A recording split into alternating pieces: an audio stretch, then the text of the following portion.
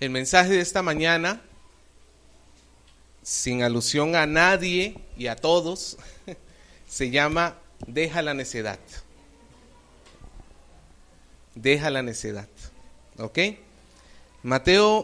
Juan capítulo 12, versículo 27. Comienza diciendo: ahora está turbada mi alma. Está hablando el Señor Jesús. Ahora está turbada mi alma. ¿Y qué diré? Padre, sálvame de esta hora. Mas para esto he llegado a esta hora. Padre, glorifica tu nombre. Entonces vino una voz del cielo: lo he glorificado y lo glorificaré otra vez. Y la multitud que estaba allí y había oído la voz, decía que había sido un trueno. Otros decían: un ángel le ha hablado.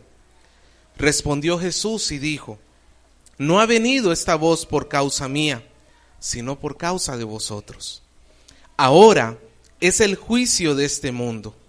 Ahora el príncipe de este mundo será echado fuera. Y yo, si fuere levantado de la tierra, os atraeré a mí mismo. Y decía esto, dando a entender de qué muerte iba a morir. Le respondió la gente: nosotros hemos oído de la ley que el Cristo permanece para siempre. ¿Cómo pues dices tú que es necesario que el Hijo del Hombre sea levantado? ¿Quién es este Hijo del Hombre? Entonces Jesús les dijo: aún por un poco está la luz entre vosotros. Andad entre tanto que tenéis luz, para que no os sorprendan las tinieblas. Porque el que anda en tinieblas no sabe a dónde va. Entre tanto que tenéis la luz, creed en la luz, para que seáis hijos de luz. Oremos. Amado Señor, nosotros le pedimos que usted nos hable a través de su palabra. Rogamos para que su Espíritu Santo dirija este tiempo. Usted pueda guiar nuestro pensamiento para poder comprender y conocer lo que usted tiene para nosotros. Gracias por hablarnos, gracias por revelarse a nosotros. No queremos nosotros seguir siendo necios, sino sencillos en nuestro corazón como niños. Gracias, Padre, porque su nombre es glorificado. Oramos en el nombre de Jesús. Amén. Recordemos que aquí ya ha sucedido la entrada triunfal de Jesús a Jerusalén. Esto lo vimos hace unas cuantas semanas. Jesús fue visitado, unos griegos querían conocer o ver a Jesús. Y Jesús aprovechó la oportunidad, según lo que hablamos la semana pasada, para hablar de su muerte, que es necesario que Él padezca, que es necesario que Él muera, porque Él mismo lo dijo: el grano tiene que ¿qué? Que caer y morir, porque si no muere, queda solo, haciendo Jesús una analogía entre su vida y un grano. Si el grano usted lo deja en la alacena, nunca va a tener fruto. El grano tiene que tirarse a tierra, tiene que cubrirse, el grano tiene que morir para que su muerte genere vida.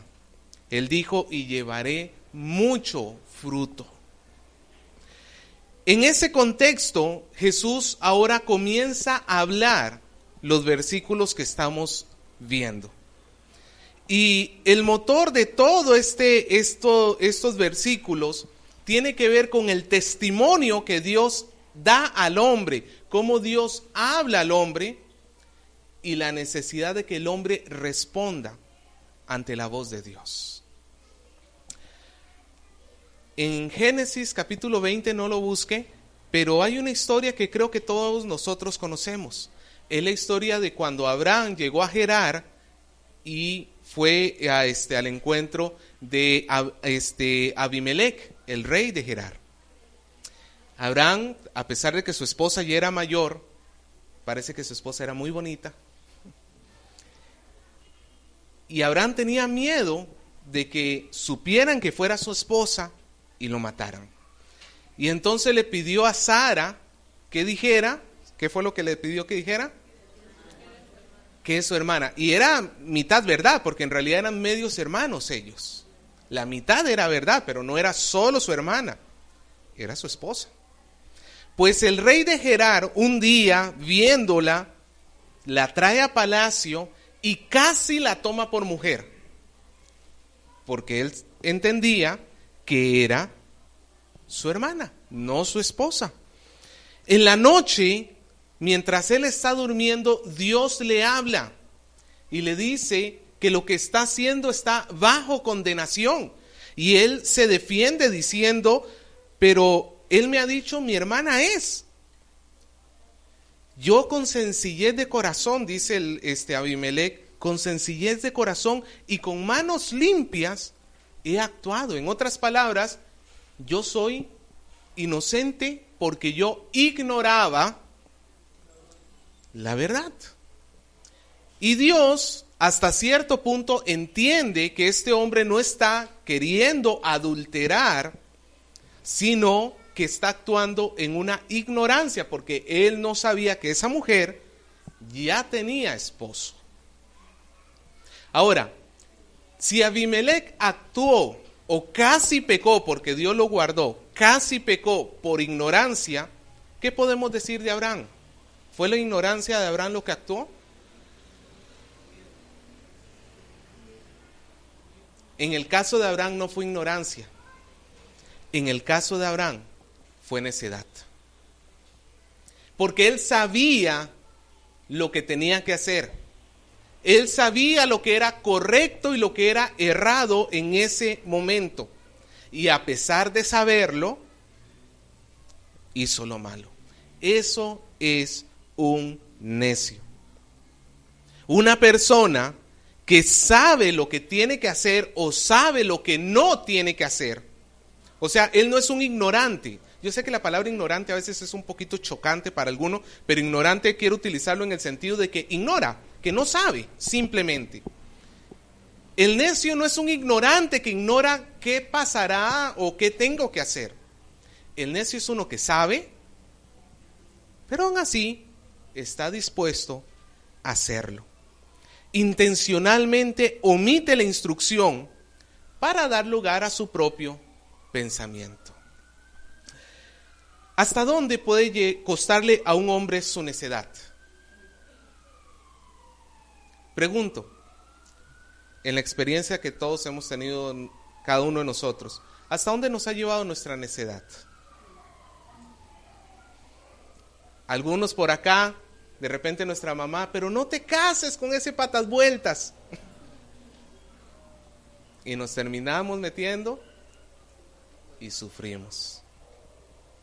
Pero yo te dije que terminaras el colegio. Si hubieras terminado el colegio, hoy tendrías una mejor situación. Pero como queríamos salir con nuestros amigos, pues nos dedicamos a nuestros amigos. Pero hay un costo más alto que puede llevar o que puede simbolizar la necedad. Puede llegar a costarnos la vida eterna. La necedad puede llevar al hombre a una eternidad lejos de Dios. Una cosa, hermanos, es terminar en el infierno por ignorancia, porque nunca escuchaste de Cristo, viviste en una zona alejada, en una tribu donde nadie conoció nunca, y ahí moriste y nunca escuchaste siquiera el nombre de Jesús. Y otra cosa es que una persona termine en el infierno habiendo escuchado, habiendo sido advertido, y aún así prefirió el camino del error, el rechazo a Cristo, antes que la vida eterna. Eso es lo peor que la necedad nos puede traer. pero la necedad está ligada al corazón del muchacho, diría Proverbios. ¿Cuál ser humano no es necio de naturaleza? ¿Cuál de nosotros no es en cierta manera renuente? Y por eso es que Dios se tiene que acercar a nosotros. Y hoy vamos a ver cómo Jesús, a través de dos testimonios, de dos testigos, habló a esta gente y la reacción que ellos tuvieron, para que nosotros no cometamos el mismo error que ellos han cometido.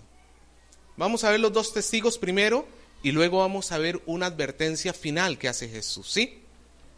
El primer punto es el primer testigo.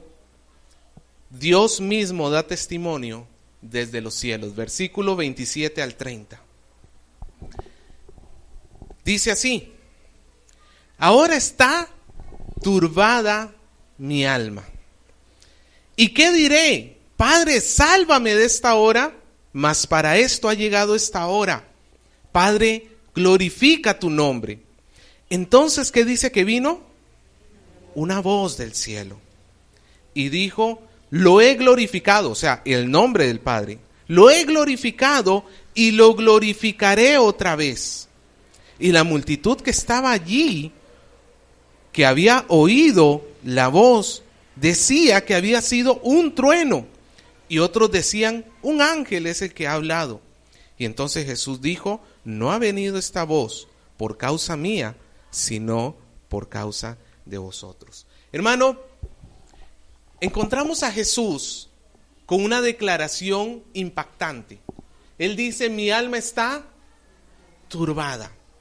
Y nosotros lo leemos y las palabras son muy planas en realidad. Hay que entender lo que Jesús estaba sintiendo en ese momento. Turbado acá es la palabra que se utiliza en griego cuando se habla, por ejemplo, de que el agua la han revuelto bien, y está el agua toda movida. Es la misma palabra que se utiliza aquí como turbada. El alma de Jesús, por hablar de todo su ser, Jesús mismo se encuentra en un estado de shock. Jesús mismo se encuentra en un estado de perturbación, de dolor, de angustia. Algunos dicen que esta es la forma como Juan de alguna manera retrata lo que en los evangelios sinópticos sucedió en el huerto de Getsemaní. ¿Se acuerda lo que le sucedió a Jesús mientras oraba antes de la crucifixión? Dice que su sudor llegó a ser gotas de sangre.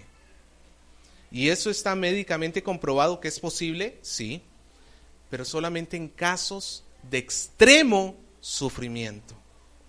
Jesús se encuentra afligido. ¿Afligido por qué? Porque está cerca la cruz. Jesús sabía que, hablando en lo natural, la cruz le iba a demandar a él dolor. Hermano, ¿cuál es el golpe o la cosa más dolorosa que usted le ha pasado en su cuerpo? No sé, quizás alguno de nosotros se quebró un brazo, una quemadura, un corte. Ahora imagínese un dolor así en todo el cuerpo. Un dolor así en todo su ser. Sí, hermano, cuando nos van a poner una inyección estamos preocupados. Un dolor, Cristo está experimentando en su cuerpo las aflicciones. Él sabe que vienen los azotes. Él sabe que vienen los clavos, la corona de espinas. Él sabe que viene la cruz. Pero en lo espiritual, Él sabe también que viene la ira de Dios sobre Él. ¿Por qué? Porque Dios tenía que cargar en Jesús la ira que tú y yo desencadenamos, la ira que la humanidad creó, la ira de Dios que es justa porque los hombres han pecado y este Dios es justo. Él tiene que castigar a la humanidad. Imagínese el castigo de toda la humanidad sobre un solo hombre. La separación de Dios, porque tenía que pagar como un vil pecador. Todo esto es angustia para nuestro Señor. Pero Él dice, ¿y qué voy a decir en mi momento de angustia? Padre, sálvame. En el sentido de, Señor, evita que yo pase por esto. Si hay alguna forma en que yo pueda hacerlo sin tener que sufrir lo que viene. Dice Jesús, no. Para esto yo he venido. Para esto ha llegado mi hora. El Hijo de Dios tenía muy claro que Él había nacido en este mundo para terminar en una cruz. Pero eso, hermanos, no impidió que el Señor experimentara el dolor del sufrimiento, el dolor de la angustia, como tú y yo sufrimos. Por algo nos dice que Él es nuestro sumo sacerdote. A veces nosotros sufrimos y pensamos, es que Dios no me entiende. Él pasó por algo peor de lo que tú vas a pasar nunca en tu vida. Créeme que si es de dolor, Él entiende perfectamente a los seres humanos. No por nada en el Antiguo Testamento a este hombre se le llamó varón de dolores. O sea, lo que caracteriza la vida de este hombre no es el éxito financiero, no es que las multitudes lo van a aclamar. Lo que caracteriza a este hombre es el quebrantamiento. Y no por ser malvado, por cargar nuestras culpas. Pero lo que Jesús está más interesado, vea la oración que Él hace en el versículo 28. Jesús, más interesado que su propio bienestar, Él dice, Padre, glorifica tu nombre. Esto significa, Padre, no importa lo que vaya a venir a continuación, lo importante es que lo que suceda sea de tal manera que tu nombre reciba honra, que tu nombre reciba alabanza. Hermano, es en la cruz donde se expresa toda la gloria del Hijo de Dios. Es en la cruz donde se expresa toda la gloria de Dios Padre. ¿Quieres saber cuánto ama Dios al mundo? Mira la cruz. ¿Quieres saber cuán justo es Dios? Mira la cruz. No dejó el pecado suelto. Lo castigó porque Él es Dios justo y con toda severidad. ¿Quieres ver qué tan sabio es Dios? Mira la cruz. ¿Cómo hizo Dios para perdonar a pecadores como nosotros sin que nosotros pagáramos por el pecado? Esa es la sabiduría insondable de Dios. En la cruz se manifiesta la gloria. Y Jesús, más que importarle su propia vida, Él está más interesado que la gloria de Dios se vea. ¿No debería ser algo parecido a nuestra vida, hermano? ¿No deberíamos nosotros que estar comprometidos de esta manera con la gloria de Dios? ¿No deberíamos nosotros preferir negarnos a nosotros mismos con tal de que Dios sea glorificado, en lugar de hacer las cosas como deseamos, sacrificando la gloria de Dios? ¿Qué importa si a Dios le glorifica o no le glorifica? Yo lo quiero hacer así y así lo hago. Esa no es la forma como un hijo de Dios tiene que vivir. La gloria de Dios es el compromiso de Jesús. Pero ahora viene el testigo. Jesús está en este momento de aflicción, de angustia, y por tercera vez, la primera en el bautizo de Jesús, la segunda vez en la transfiguración, por tercera vez se escucha la voz del cielo. El Padre hablándole al Hijo. Y el Padre le responde al Hijo. Hermano, imagínese usted que estuviera en este momento. Imagínese que usted y yo estuviéramos en medio de esa multitud. Y de repente vemos a Jesús que levanta sus ojos y le dice, Padre, glorifica tu nombre. Y nosotros estamos tranquilos escuchando a una persona hablando hacia Dios. Pero ¿y qué que respondiera a Dios? Con su voz audible. Yo le he glorificado al nombre de Dios. Todo lo que Jesús ha venido haciendo, todo ha sido para la gloria de Dios. Pero el Padre dice, y le glorificaré una vez más. Ese glorificaré, ¿sabe a lo que se refería? A la cruz. En otras palabras, lo que le está diciendo el Padre al Hijo es, falta la cruz para mi gloria.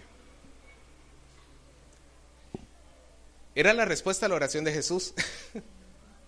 Doble respuesta. Señor, sálvame de esta hora. No.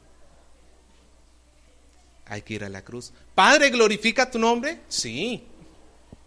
En la cruz.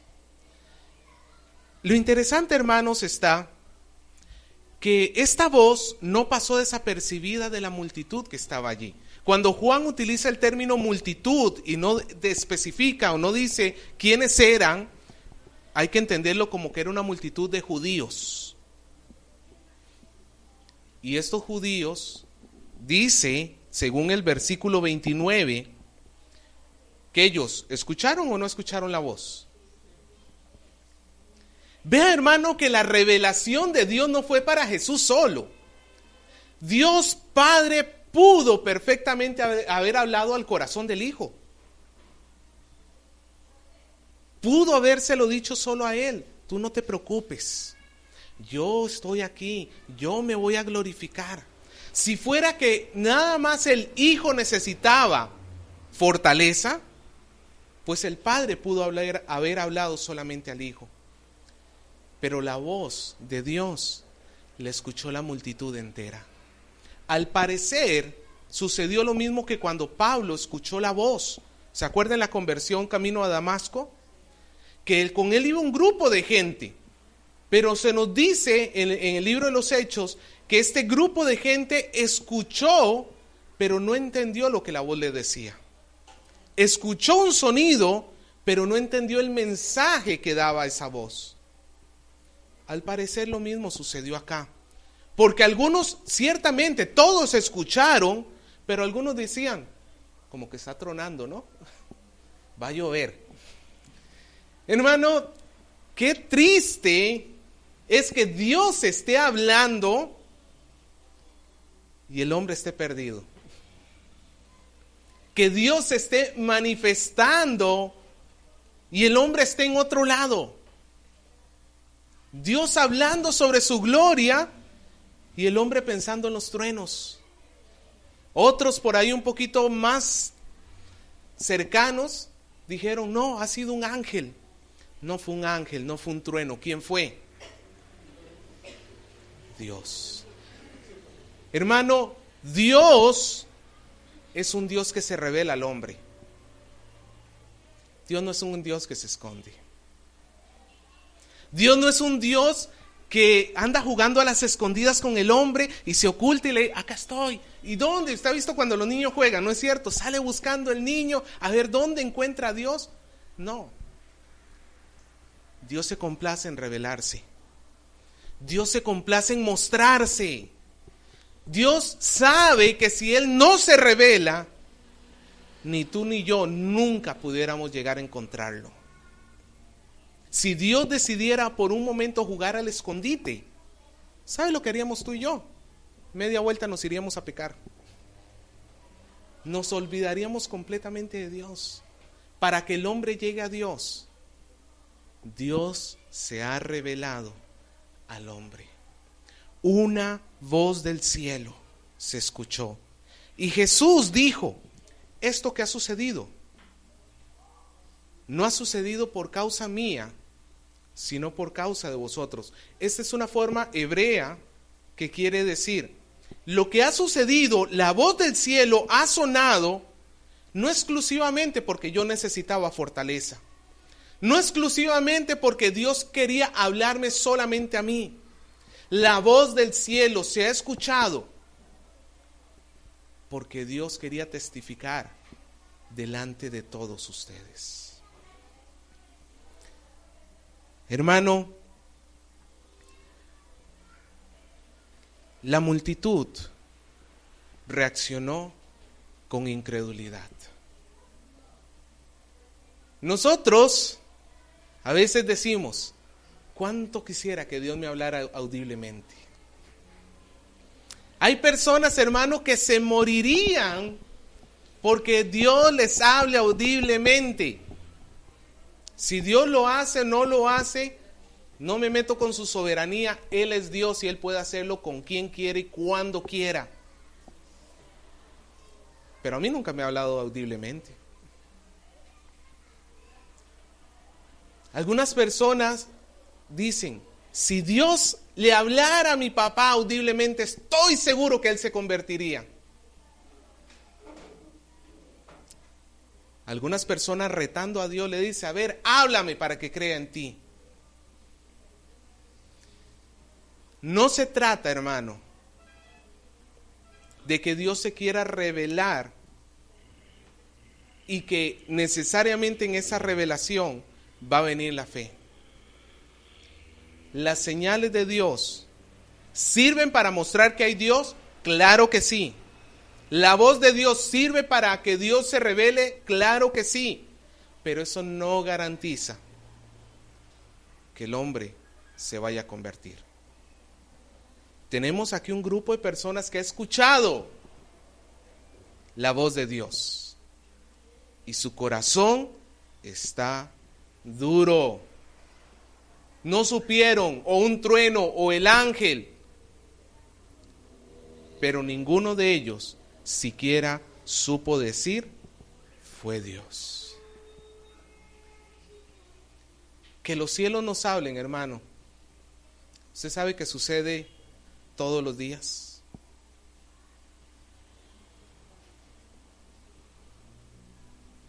¿Lo sabía? El Salmo 19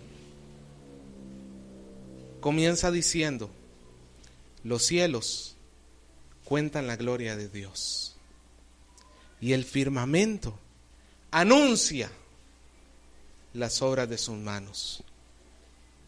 Un día emite palabras al otro día y una noche a otra noche declara sabiduría. Nosotros no tenemos la voz de Dios hablándonos audiblemente como la multitud la tuvo en ese día, pero ciertamente los cielos, la creación entera, es el testigo que tenemos nosotros y que está hablando desde antes de que el hombre estuviera en la tierra y está mostrándonos que según Romanos existe un Dios y que ese Dios es poderoso, porque su poder y su deidad se hacen claramente visibles en su creación, dice Pablo en Romanos. Hermano, la complacencia de Dios es mostrarse, manifestarse. Quizás no tengamos la voz audible de Dios, pero no nos hace falta. Porque la misma creación, hermano, muestra que hay un diseño inteligente, muestra que hay sabiduría en todo lo que se hizo. No se puede esperar, hermano, se necesita más fe para creerse en el asunto del Big Bang y la evolución que para creer en la Biblia, en la historia de la creación. Porque nunca las cosas sin vida han podido generar vida. Por lógica y por ley natural, nada se mueve si no hay algo que imprima movimiento en aquello. ¿Cómo algo muerto, cómo algo sin movimiento va a llegar a generar un sistema como el que vivimos?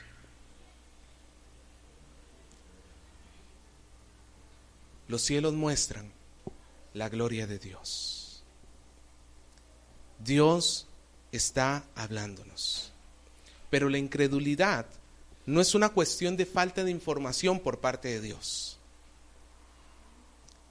La incredulidad es una cuestión de dureza. El hombre se niega a aceptar el testigo general, la revelación general, universal que Dios le da a todo hombre. Y al sol que está puesto ahí para mostrar que hay un Dios poderoso, el hombre lo ha hecho su Dios. Sol, tú serás mi Dios. Luna, tú que fuiste puesta ahí para mostrar la gloria de Dios, el hombre le dice, pues luna, tú serás mi Dios. Al árbol que crece, tú serás mi Dios. A las imágenes que creamos, tú serás mi Dios. Peor aún, a nosotros mismos, simples creaciones de Dios, nos decimos, tú serás mi Dios. Viviré para ti, pero ese ti soy yo. No es cuestión de falta de información, es cuestión de dureza. El hombre ha rechazado la revelación universal de Dios, pero hay un segundo testigo que quiere hablar. Continuemos leyendo. Versículo 31. Jesús dice, ahora es el juicio de este mundo. Ahora el príncipe de este mundo será echado fuera. Y si yo fuere levantado de la tierra, a todos atraeré a mí. Y decía esto, dando a entender con qué muerte iba a morir. Y le respondió la gente, nosotros hemos oído en la ley, estos curiosos oían la ley pero no oían la voz de Dios. Nosotros hemos oído de la ley que el Cristo permanece para siempre. ¿Cómo pues dices tú que es necesario que el Hijo del Hombre sea levantado? ¿Quién es ese Cristo? ¿Quién es ese Hijo del Hombre? Vea, el segundo testigo es la palabra. El segundo testigo es la palabra. La palabra nos dice Hebreos que vino en tiempos antiguos a través de los profetas. Pero en este tiempo, ¿a través de quién ha venido? A través del Hijo de Dios, de Jesús. La palabra de Dios, hermano, Jesús es la palabra encarnada. Todo lo que sale de la boca de Jesús es palabra de Dios, ¿sí o no? Amén. Todo. Pues Jesús le dice a estos hombres, llegó la hora del juicio. Llegó la hora que este mundo que me ha rechazado a mí, es la hora que este mundo sea juzgado. El mundo, hermano, creyéndose mayor que Jesús para decirle, tú no eres quien dices ser, tú te vas de acá, no queremos creer en ti, no se ha dado cuenta que haciendo eso ha sellado su propia condenación. El rechazo a Cristo sella la condenación del mundo, porque no hay otra forma en el cual el hombre pueda llegar a ser salvo. Como se dijo en la Reforma, solo Cristo. Solo por Cristo hay salvación. Es como que tú estés en el mar y el único salvavidas que Dios te tira, tú lo rechazas. Porque no es lo que te conviene, no es lo que quieres. Y aún así quieres salvarte. Ya no. Jesús dijo, ya es el tiempo. Ya la cruz estaba por llegar. Es el tiempo en que este mundo, entiéndase el mundo como el sistema que rechaza a Cristo, entiéndase el mundo como la humanidad hostil a Cristo, la humanidad que rechaza, la humanidad que no quiere a Jesús. Y no solamente Jesús está venciendo, está juzgando a la humanidad. ¿A quién más está juzgando según el versículo 31? Al príncipe de este mundo. ¿Quién es este príncipe de este mundo? Lo sabemos fácilmente, Satanás. Si hubiéramos estado en el momento ahí y éramos de la multitud, hubiéramos pensado, el príncipe de este mundo va a ser derrotado, los romanos van a ser derrotados. Los romanos van a ser echados. Recuerde que esta multitud creían o querían ver a Jesús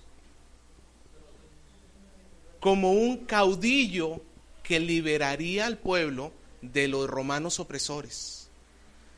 Cuando Jesús dice el príncipe de este mundo, no está hablando sobre derrotar al imperio romano, a tal punto que él inmediatamente después de esto menciona su muerte.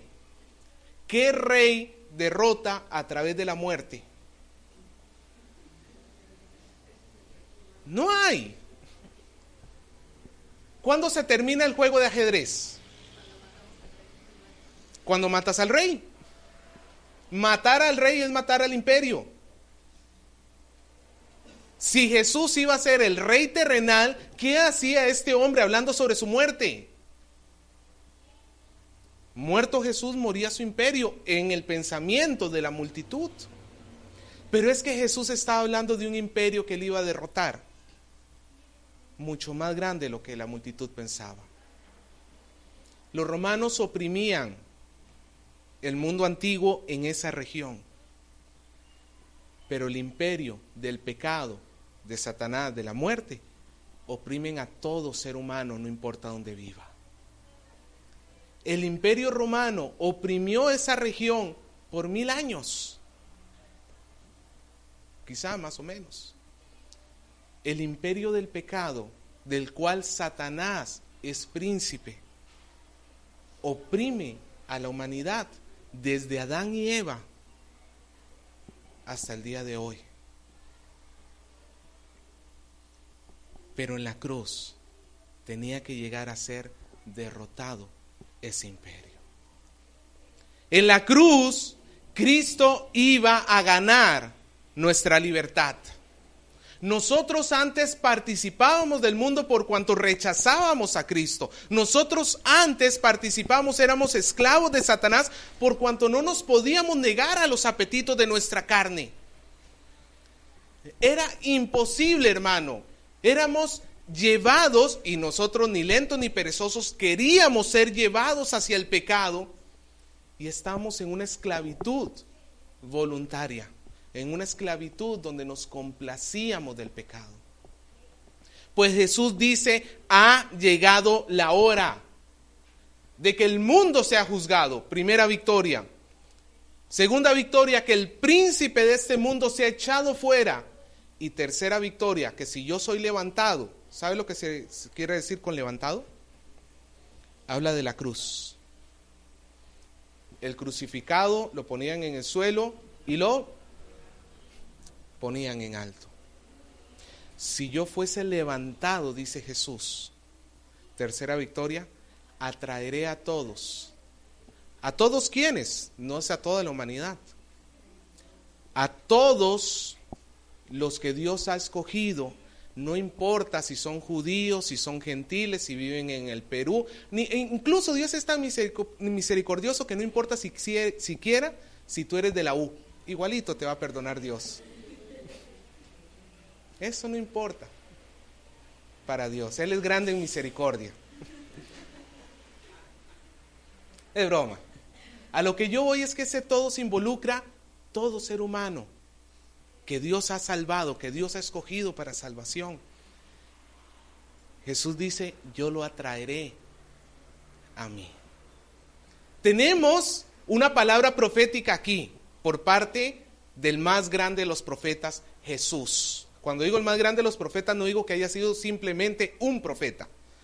Hablo de que es el más grande de los profetas porque Él es la palabra encarnada. No es como los hombres hablando palabra de Dios. Él es la palabra encarnada.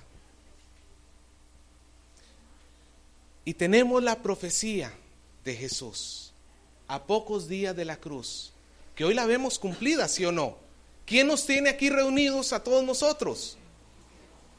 La cruz de Cristo. Si yo fuere levantado, los atraeré a mí. Y no estamos aquí pegados como moscas en la miel, disfrutando de las hermosuras de Dios, de lo que antes participábamos en el mundo, de lo que antes éramos esclavos de Satanás, ahora estamos en Cristo. Pero vea la respuesta de la multitud. Jesús habla proféticamente, Él muestra la voluntad de Dios. Versículo 34, la multitud le dice, a ver, Jesús, Tú dices que tú tienes que morir en una cruz. Tú te has llamado a ti mismo el Hijo de Dios, que tú eres el Cristo. Pues qué curioso, porque nosotros hemos leído en nuestra Biblia, hemos oído en la ley, que el Cristo permanece para siempre. Y por ejemplo, Daniel, no lo busque, pero Daniel 7:14 nos dice así: y le fue dado dominio, gloria y reino para que todas las naciones y los pueblos y las lenguas le sirvan. Su dominio es dominio eterno y nunca pasará, y su reino es uno que no será destruido. Estos hombres habían agarrado estos versículos al pie de la letra y habían dicho: a ver, ¿tú dices que tú tienes que morir? Sí, dice Jesús, yo tengo que morir. Pero, ¿y no dice Daniel que tu reino va a ser eterno? ¿Cómo que vas a tener que morir? Lo que no entendían estos hombres es que la muerte no era obstáculo en el reino de Jesús. La muerte no termina el reino de Jesús. Como lo hablamos en algún momento, creo que fue en Semana Santa, el reino de Jesús en este mundo inicia en la cruz. Ahí es cuando Él ha sido coronado en su muerte, resurrección, ascensión. Ahí es donde Él ha sido coronado con toda gloria y majestad. Pero tenemos ahora la multitud que ha escuchado a Jesús una cosa y tiene también el testimonio de la Biblia. Ellos mismos dicen: nosotros hemos oído en la ley, pero no creen ninguno de los dos. Niegan lo que el Hijo les está diciendo ahí en vivo y a todo color, y no entienden lo que dice la Biblia, porque a pesar de que Jesús está cumpliendo lo que dice la Biblia, no es lo que ellos esperaban que hicieran. Los judíos querían un Dios, querían un Mesías conforme a lo que ellos creían, conforme a lo que ellos necesitaban o pensaban que necesitaban. ¿Cómo vas a morir si tienes que librarnos? Pues Jesús dijo: para librarnos es que justamente estoy muriendo. Solamente que estamos hablando de enemigos diferentes. Esta multitud, hermano, se había negado al Hijo por crearse un Dios propio, por crearse un Mesías propio. Qué lástima, hermano, le digo una cosa. Qué lástima va a ser ver la fila de la gente que va al infierno y llena de supuestos cristianos. Y qué lástima que si en esa fila estuviéramos tú y yo, porque no quisimos creer lo que Jesús explicó de Él mismo. Nosotros nos hicimos un Dios a nuestra imagen y a nuestra semejanza. Dios hablándonos y nosotros le decimos: pues Señor, serán tus palabras, pero no es lo que yo creo. Yo creo a Dios a mi manera. Claro, te has creado a tu Dios a tu manera. No, hermano. Si Dios se complace en hablarnos, no solamente nos habla en la revelación general, por gracia tenemos la Biblia y tenemos que creer lo que la Biblia nos dice. Jesús termina con esta última advertencia, con esta demanda ante el hombre. Versículo 35 y 36. Jesús les dijo: aún por un poco de tiempo, y la luz estará entre vosotros. ¿Quién es la luz? Jesús. Acá la luz, en el sentido, en contexto, es creer en Jesús. Todavía estás a tiempo, dice Jesús, de que creas en mí. Como todavía es de día, de igual manera, como el día tiene 12 horas, póngale, 12 horas de sol en el cielo, y en esas 12 horas Dios te está dando oportunidad para que creas en Él.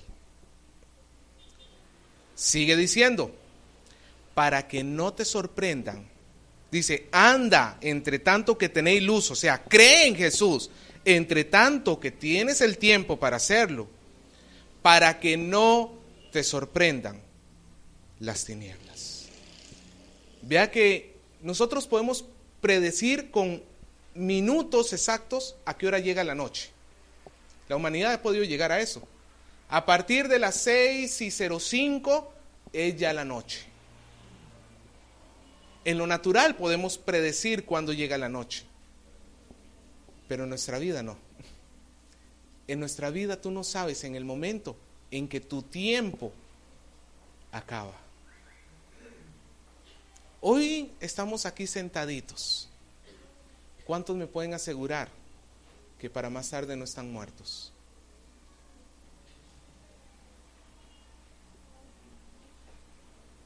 ¿Usted me lo puede garantizar? Tú puedes asegurar que la noche no está, o sea, que no estás a segundos de que te llegue la noche, que se acabe el tiempo que Dios te ha asignado para que tengas fe. ¿Tú me lo puedes garantizar? ¿Puedes garantizar que vas a morir a los 80 años en tu camita, bien calientito? Es lo que todos quisiéramos, ¿sí o no? A los 90 años, en mi camita, de repente que me quedé dormido y nunca más desperté.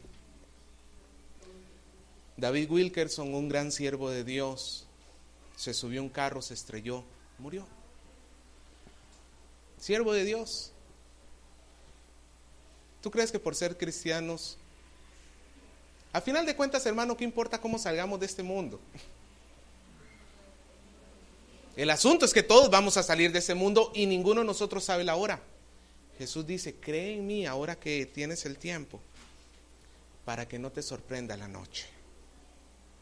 Sigue diciendo, porque el que anda en tinieblas no sabe a dónde va. Hermano, no hay peor perdición que se acabe la vida y la persona haya perseverado en su necedad. Si en algún momento has sufrido en esta vida, no se compara con lo venidero si tú por tu necedad continúas queriendo negar el testimonio de Cristo. Versículo 36. Entre tanto que tiene la luz, cree en la luz, para que seáis hijos de luz. ¿Qué caracteriza a los que creen en la luz? La luz. Reflejan la luz. Reflejan como el Hijo se negó a sí mismo por hacer la gloria del Padre. Nosotros ahí medios apacados, medios empañados, pero estamos tratando de reflejar eso cada vez más. Con nuestros problemas que todavía tenemos, que no, a veces no nos controlamos mucho, pero estamos tratando de glorificar cada día más el nombre de Dios. Cree en la luz. Y la evidencia que has creído en la luz es que la luz se manifestará en tu vida. Dios demanda una respuesta ante su testimonio, hermano. Dios ha hablado y el hombre tiene que reaccionar. Él nos advierte con mucho amor, pero con mucha severidad, que hay terribles consecuencias para los incrédulos. Es por tanto mejor despojarnos de la necedad, despojarnos de la incredulidad y creer, como diría Pablo en Efesios 5:14.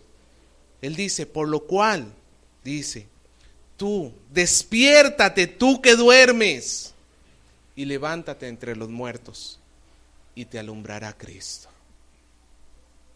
Hermanos, nosotros ya no somos ignorantes. Ya no somos ignorantes porque hemos escuchado la voz de Dios. No somos como Abimelec, que estaba pecando en ignorancia. Ya en este sentido somos más parecidos a Abraham. que sabiendo así hizo lo malo. Dios nos ha hablado de muchas maneras y nos ha hablado claramente a través del Hijo. Es la cruz y solo la cruz, la dolorosa cruz, la única que puede redimir nuestros pecados. Y solamente la fe, la que puede llevarnos a recibir los beneficios de la cruz. Y solo la santidad, la que puede evidenciar que somos hijos de luz. Dios nos demanda santidad.